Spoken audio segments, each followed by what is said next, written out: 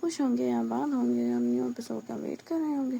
تو چلیے جلدی سے ٹائم کو ویسٹ نہیں کرتے ہیں اور عشق میں ایپیسوڈ 129 کا پارٹ 2 پڑھ لیتے ہیں.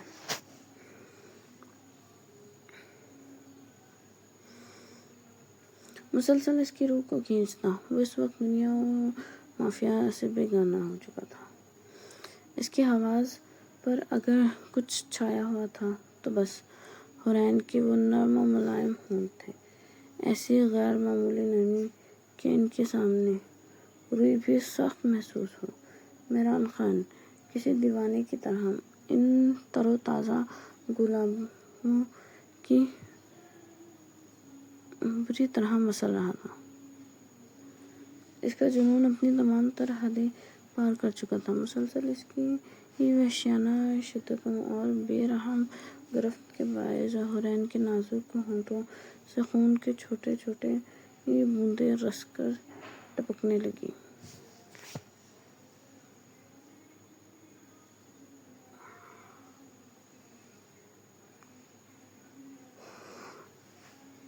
جیسے ہی مہران کے حلق میں خون کا وہ نمکین اور تلخ ذائقہ گھلا، وہ ایک جھٹکے سے اپنی آنکھیں کھول گیا، جیسے کسی گہرے سحر سے جاگا ہو.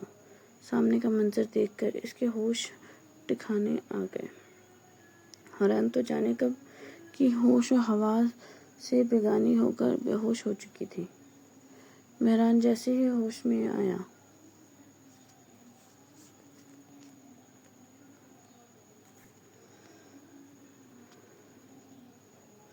ایک لرزش کے ساتھ فوراً پیچھے ہٹا. حورین کا چہرہ اس وقت کاغذ کی طرح سفید پڑ چکا تھا. اس کے نقوش ایسے بے جان تھے جیسے جسم میں روح کا نام و نشان تک نہ باقی ہو. مہران کی حالت غیر ہونے لگی. وہ بدحواسی میں آگے بڑھا اور لرزتے ہاتھوں سے اس کے گال تھپ تھپانے لگا. حور اٹھو. کیا ہوا حور؟ اٹھو جان. مہران کا دل اس وقت ہتھوڑے کی طرح بج رہا تھا. اسے ایسا محسوس ہوا جیسے کسی نے اس کے دل کو آہنی مٹھی میں جکڑ لیا ہو.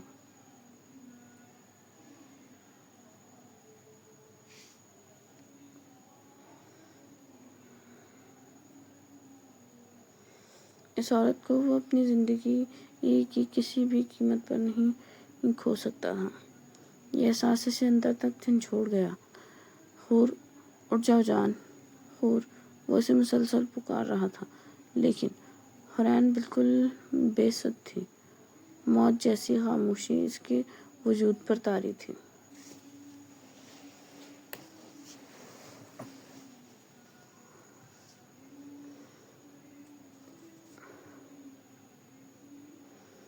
اسے اس حالت میں دیکھتا وہ ایک بار پھر دیوانہ وار اس کی ہونٹوں پر جھک گیا، مگر اس بار مقصد وحشت نہیں بلکہ زندگی دینا تھا. اب وہ اسے اپنی سانسیں دے رہا تھا اور اپنا جوہر حیات اس کے وجود میں منتقل کرنے کی کوشش کر رہا تھا.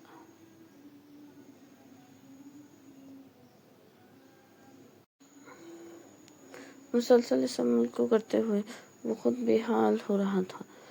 جتنی اس کی سانسیں اس نے پہلے پی تھی، اب اتنی ہی تڑپ کے ساتھ واپس لوٹا رہا تھا.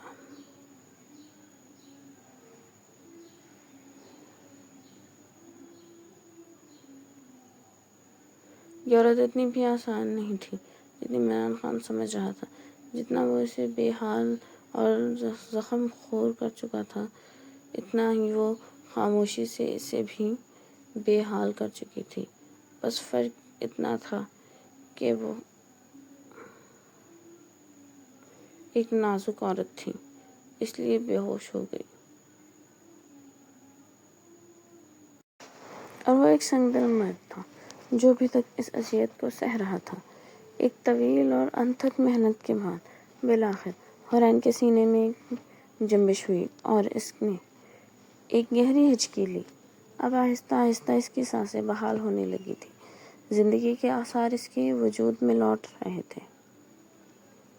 چہرے کی بھی ہولناک سفیدی اب رخصت ہو رہی تھی اور اس کی جگہ دوبارہ حیا اور زندگی کی لالی لینے لگی تھی۔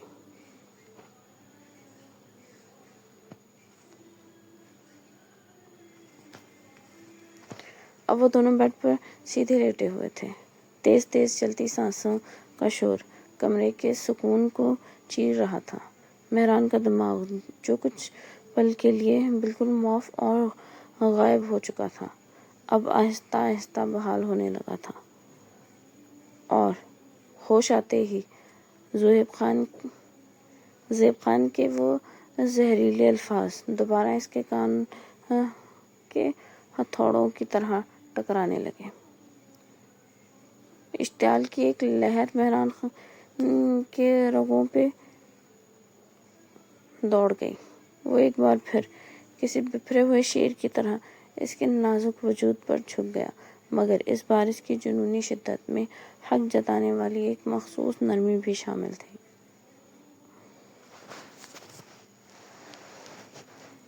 حوران خوف اور طلب کے مارے بیڈ کی سفید چادر کو اپنی مٹھیوں میں بری طرح دبوچ گئی۔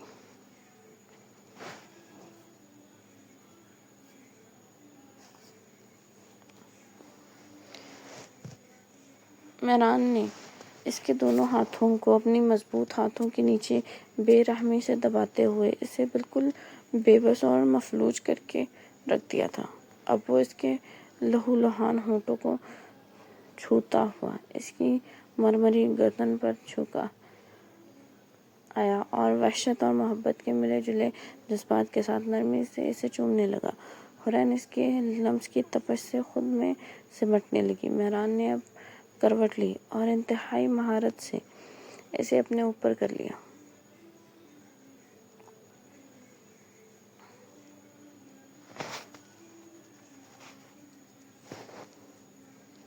حوران کا کلیوں کی ڈال جیسا نازک اور لچکدار جسم اپنے چوڑے اور مضبوط سینے پر انتہائی احتیاط سے رکھتے ہوئے وہ اس کی کمر کو اپنے آہنی ہاتھوں میں جکڑ گیا۔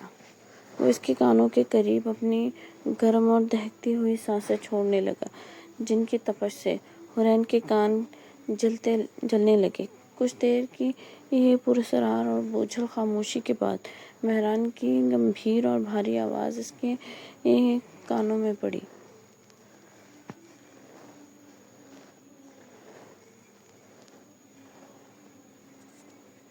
اتنا تیار کیوں ہوئی تھی؟ مہران خان کی اس اچانک بات پر حوران دہل کر رہ گئی۔ مطلب وہ شخص ابھی تک اسی ایک بات پر اٹکا ہوا تھا۔ حوران خاموش رہی، کوئی جواب نہ بن پایا۔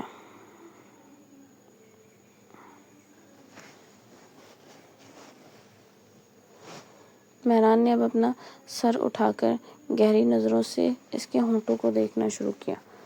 حوران اس کی آنکھوں کا خطرناک فوکس دیکھ کر بوکھلا گئی اور لرزتے ہوئے بولی، خان جی، میں خود نہیں تیار ہوئی تھی، نور ماں نے کہا تھا یہ سب کرنے کے لیے۔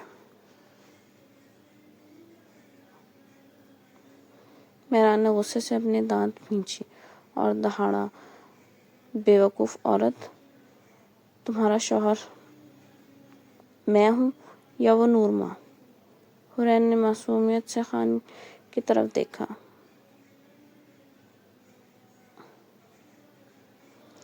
اسے لمحے بھر کو لگا کہ شاید خان کا دماغ ہل گیا ہے۔ بھلا ایک عورت دوسری عورت کا شوہر کیسے ہو سکتی ہے؟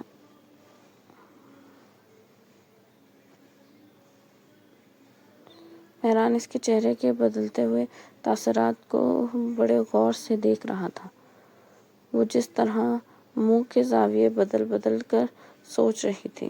مہران اس کی الجھن سمجھ گیا اور بولا، اتنا دماغ استعمال کرنے کی ضرورت نہیں۔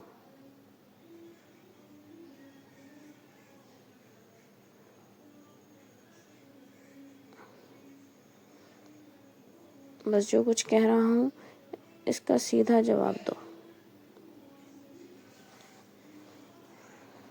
وہ جلدی سے سہم کر بولی، آپ ہیں تو پھر تم مجھ سے پوچھنے کی بجائے اس نورما کی ہر بات کیوں مانتی ہو؟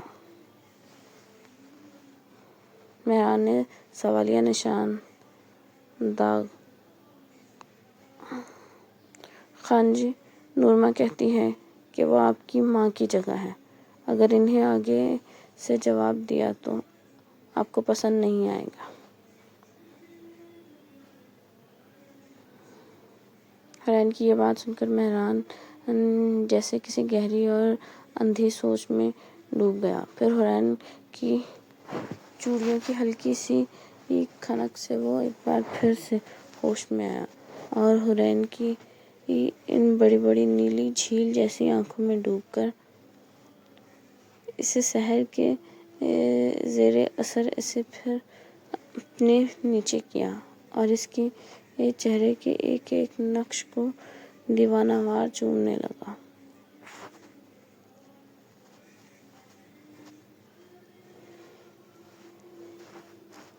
حرین کی سانسیں بے ترتیب ہونے لگیں۔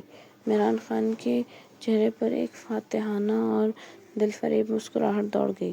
اس کی بیوی اسے فیل کر رہی تھی، اس کے لمس کو محسوس کر رہی تھی۔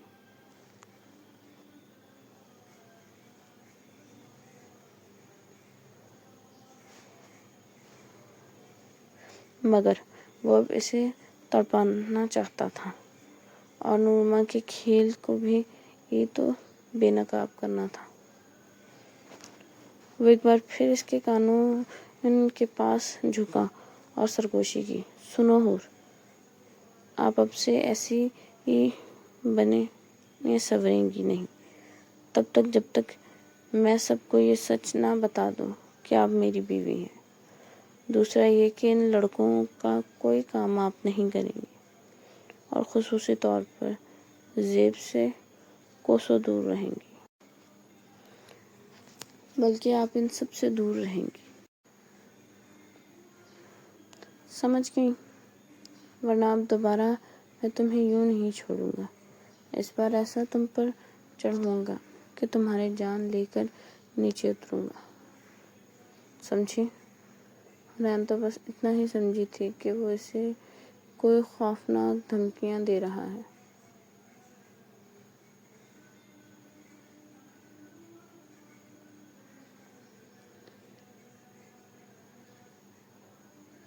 اس لیے خوف کے مارے بس خاموشی سے اس بات میں سر ہلا دیا۔ زہیب خان اس وقت اپنے دل کی بدلتی ہوئی حالت پر بری طرح پریشان اور مضطرب تھا۔ وہ شخص جو کبھی اپنے گھر والوں کے معاملات میں بھی مداخلت کرنا پسند نہیں کرتا تھا، آج ایک لڑکی کی حمایت میں بول پڑا تھا، اور وہ بھی ایک ایسی لڑکی جو اس کے لیے بالکل اجنبی اور غیر تھی۔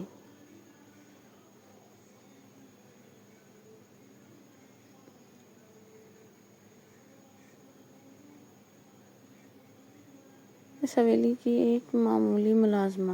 ایک پل کو تو زیب خان کو شدید جھٹکا لگا اور اس نے سوچا کہ اگر اس کے کسی دوست کو ذرا سی بھی بھنک پڑ گئی کہ وہ ایک معمولی سی ملازمہ کے بارے میں سوچ رہا ہے تو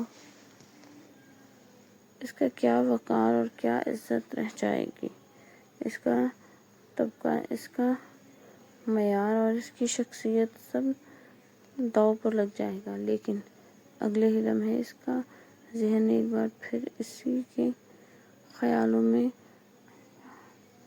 گرداب میں پھنس گیا۔ نہیں، وہ معمولی تو ہرگز نہیں ہو سکتی۔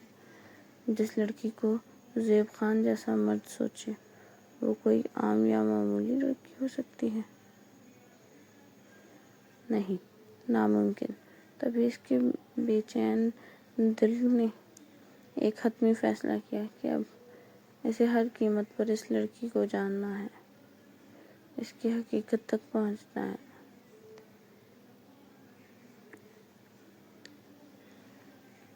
وہ لڑکی جس کی نیلی جھیل جیسی گہری اور پراسرار آنکھوں میں زہیب خان کا برسوں کا سکون بہہ گیا تھا، اب اس کے حواس پر مکمل مکمل طور پر قابض ہو چکی تھی۔